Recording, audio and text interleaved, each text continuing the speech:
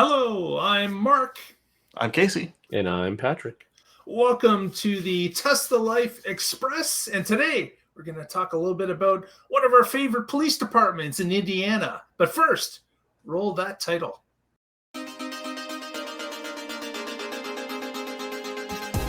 You're watching the Test the Life Express!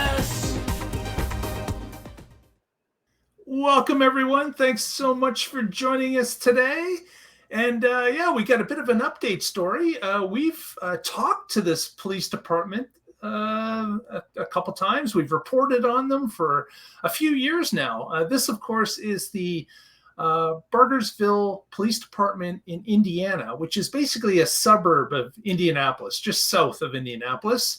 And there we've talked with Chief Todd. We've actually did an interview with Chief Todd, and it was back in the early days, a number of years ago, when they bought their first Model 3 and quickly followed up with a couple. So he actually came on the show, talked to us about their decision, about how they had come to the decision that they were going to try a Model 3 as a patrol car in their police department, what they were replacing, the Dodge Charger at that time, and where they thought the actual savings would be.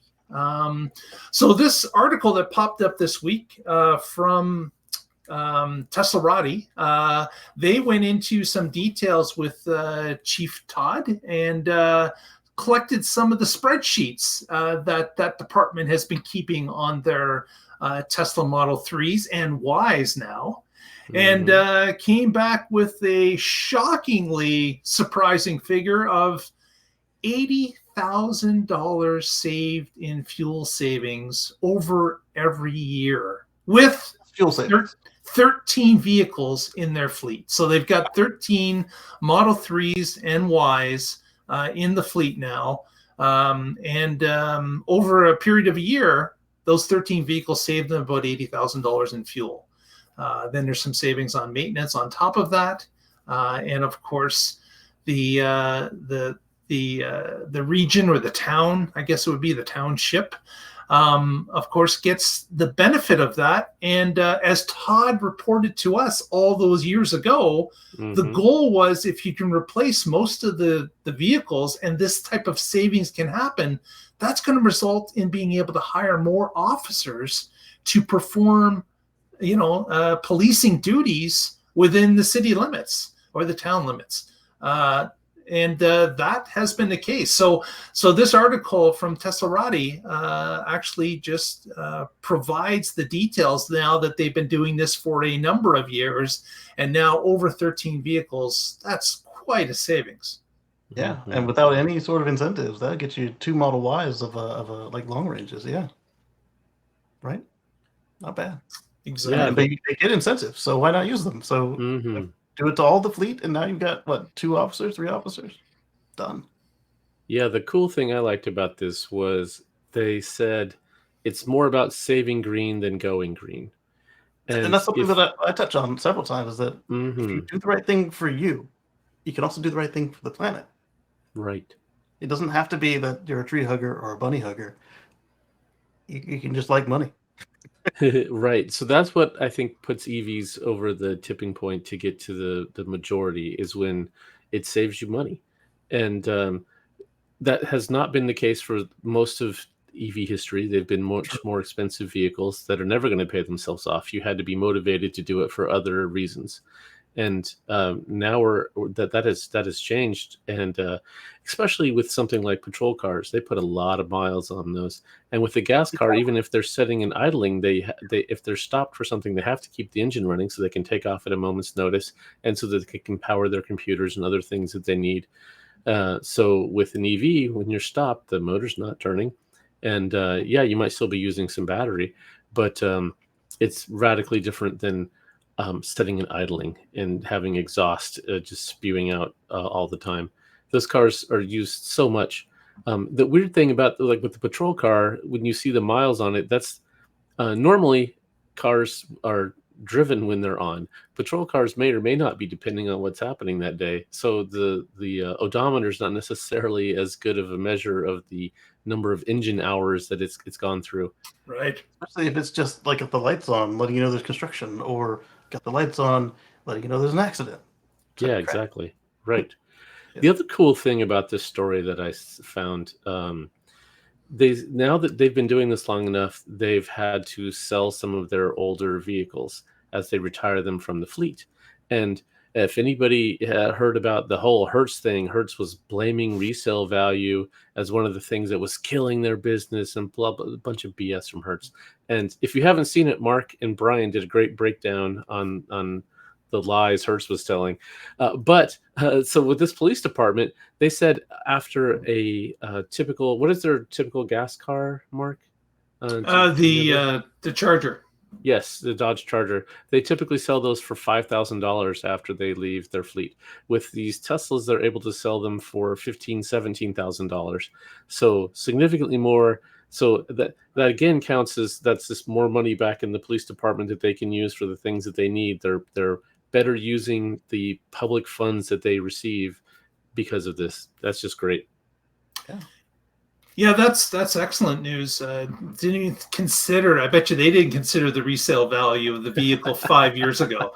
It didn't make any sense when someone would tell you you could sell them for more at the end of their useful life here. And you could see the bean counters in there going, yeah, right, yeah, sure, we'll be able to sell them more. Yeah, but it's actually come true. And this is Todd's group. I believe was, if not the first, one of the very first to actually incorporate the Model 3 into a patrol vehicle for their city or town. And I am really pleased that these type of numbers have started to come out after 4 or 5 years of actual use, that they've been able to see this huge savings and be able to not only just for them, but this is a white paper for the entire industry. This allows people to actually put dollars and cents, real things that happen in a township's expenses, and say, listen, if they can do it in Indiana, we're sitting over here in Ohio, why can't we do it? We got the same weather patterns. We've got the same patrol area. We got the same amount of officers. Why don't we try a few? And that's how this type of thing spreads. There's 2 other places where they could be saving money that might not be readily apparent as well. You've got your insurance, and then you've got the fact that they are safer cars altogether. So now you're having less injuries and deaths in situations where you might need to sacrifice a car to protect the greater good. And yeah, it may total the car, but it's a heavier car. It's going to take care of whoever's piloting it, and again, with it being heavier, it may survive, and then you can repair it instead of having to toss it out and start again. And another thing we did mention is that this is not just Model 3s. They have a couple Model Ys as well, and one of the Model Ys was outfitted specifically for their K9 unit. So they actually opened up the rear, they took out the rear seat, and they put in a special dog cage holding area for the K9 to be inside and comfortable, and to be driven to a site where the dog is going to be used. But it's a specialized unit, but you can't really tell that from the outside. When the vehicle pulls up, you open the door and there's the specialized cage. The door swings open on the cage, out comes the dog, it performs its duty. But that's very cool. And remember, in our interview, when we talked to Chief Todd, we had asked him, do you guys think that a Cybertruck might be in your future? And that was like 3.5 years ago. Yeah. And I remember his answer was, I don't think so. I think the town is way too conservative to have a vehicle like that driving around patrolling their streets.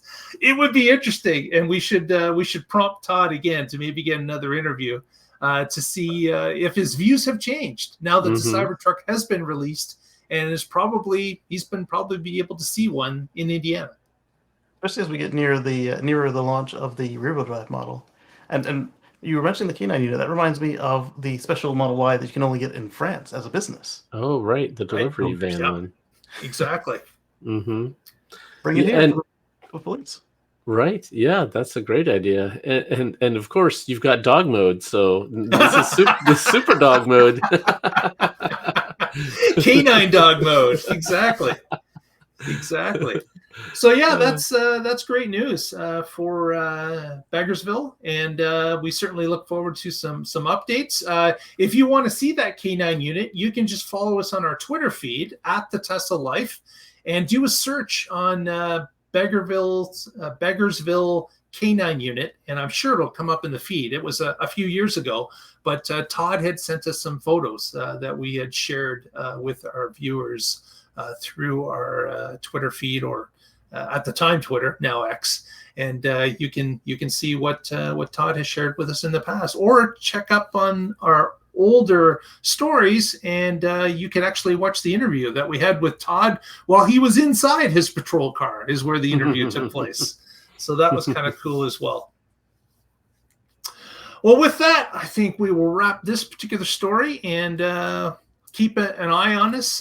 We may be able to talk with Todd in the near future, and it would be fun to touch base with him at this point. We're a few years down the road.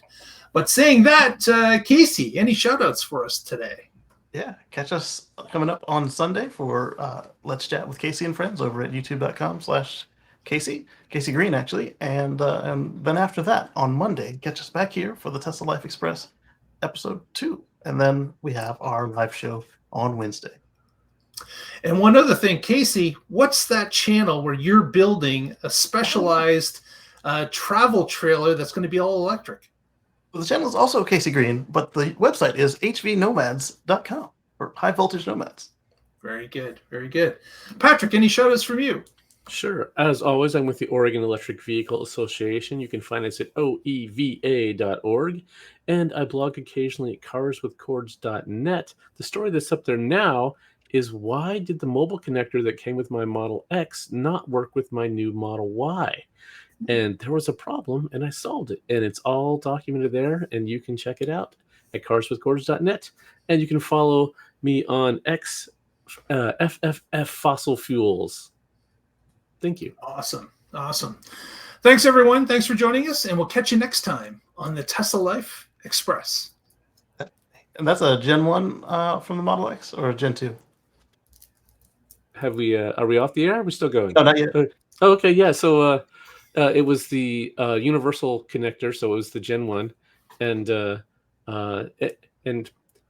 they work fine on Model Ys or any new anything post the new Roadster. They should all work together. They all have NACs. They're all compatible, except unless you have this particular problem that was common before 2019. Let's take a look at it. Yeah. We'll catch you on the flip side. All right.